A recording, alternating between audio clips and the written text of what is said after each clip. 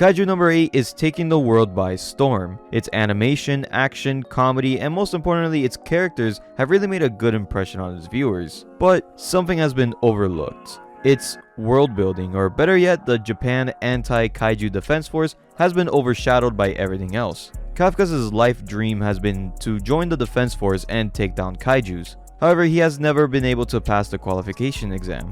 The only reason he could do it now is because they upped the age requirement. But that got me thinking, what are the requirements to join the Defense Force? And what makes Kafka think he could pass this time around? Well, the answers might actually surprise you. But if you guys want to see more anime content like this one, then why not go down and hit that subscribe button. Also, thank you guys for 2K subs. I'm running a little tournament in the community tab to celebrate, so why not go check that out. But without further ado, let's get on with the video.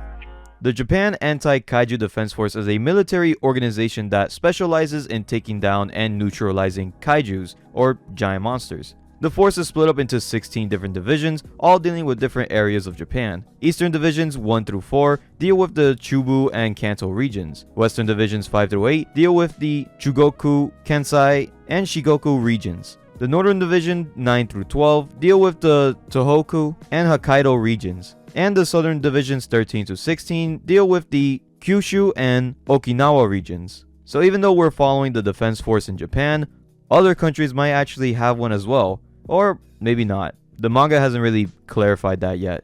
But from what we do know, the age limit to become a cadet or an officer is 18 to 33. It could be lower, but the youngest confirmed cadet is 18 years old. The candidates must pass a first stage examination, which contains a writing exam. We don't know what's in it, but Ichikawa did say that it had to do with books and essays, so I'm just assuming it's academics and some kaiju knowledge that is learned in school. After the writing exam, there's a two-parter with a physical test and an aptitude test that changes every year. The physical test is a basic military training where your endurance and cardio are being measured, but the aptitude test can be either a kaiju disposal or a kaiju neutralization.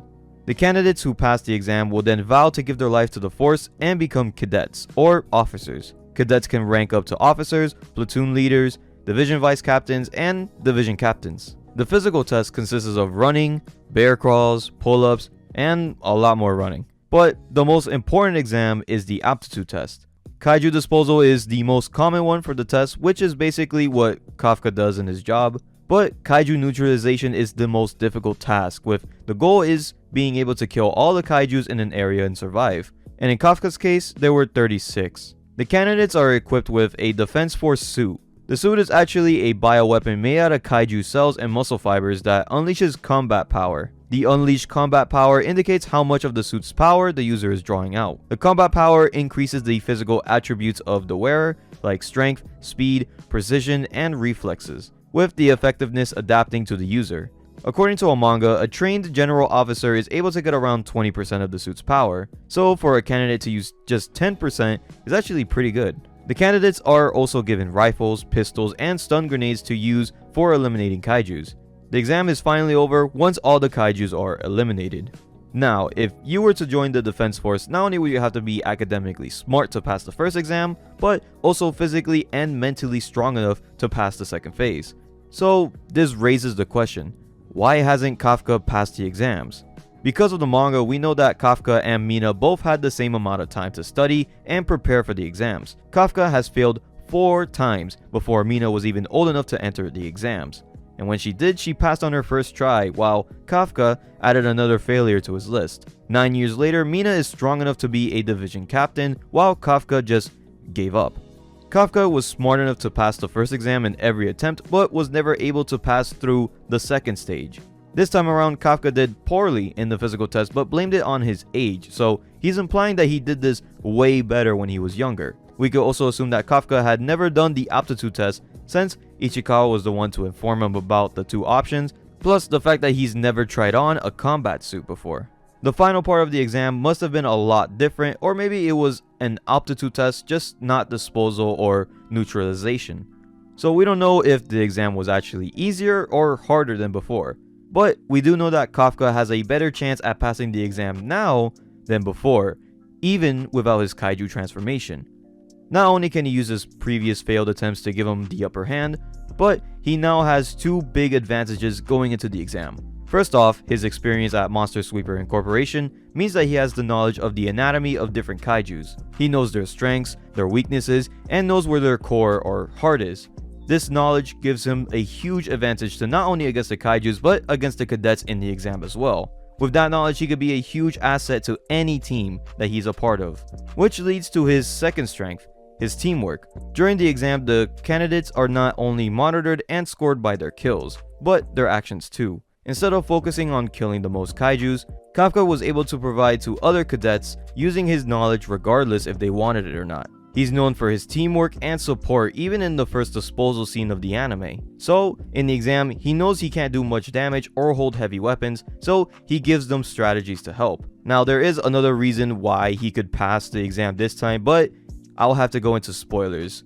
So, spoilers for the end of the exam. If you don't want to get spoiled, you could skip to this timestamp right here. Okay, we're good? Alright. So, at the end of the exam, the Defense Force goes over every cadet and decides who will join the team and who won't. When it comes to Kafka, he ended up last in the physical exam and had a 0% combat power. But he proved to be useful during the aptitude exam, so they brought him in as a cadet instead of an officer. It's revealed later in the chapter that they only accepted him because they suspected of him being Kaiju number 8. Now honestly, I don't really like that decision because Kaiju or not, Kafka showed that he was great on the field and had good teamwork. However, they did acknowledge his usefulness during the exam, and with training, he would definitely be a major help. I mean, take Ichikawa for instance. He passed the exam and became one of 27 officers, but during the aptitude exam, he did nothing but follow Kafka around while he gave out information to other cadets. I'm not saying he doesn't deserve it, but if the final exam plays a huge part in the scoring, then Kafka made a bigger impression than Ichikawa. Kaiju No.8 is a great upcoming series that has every factor to become anime of the year, but the biggest overlooked aspect is the most intriguing one out of the whole series. The Anti-Kaiju Defense Force is crucial to not only the lore but also the personal journey of Kafka and the other officers. The anime has done a good job at explaining the world but didn't get as detailed as it should have. Kaiju No.8 managed to show Kafka's strengths without using his main ability.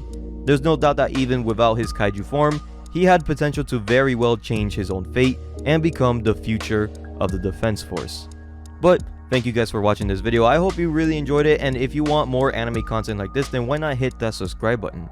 And also thank you guys again for reaching 2,000 subscribers. Remember to vote in the tournament through the community tab, and also the Steins Gate video that's about to come out on May 31st. And I'll be seeing you guys in the next video.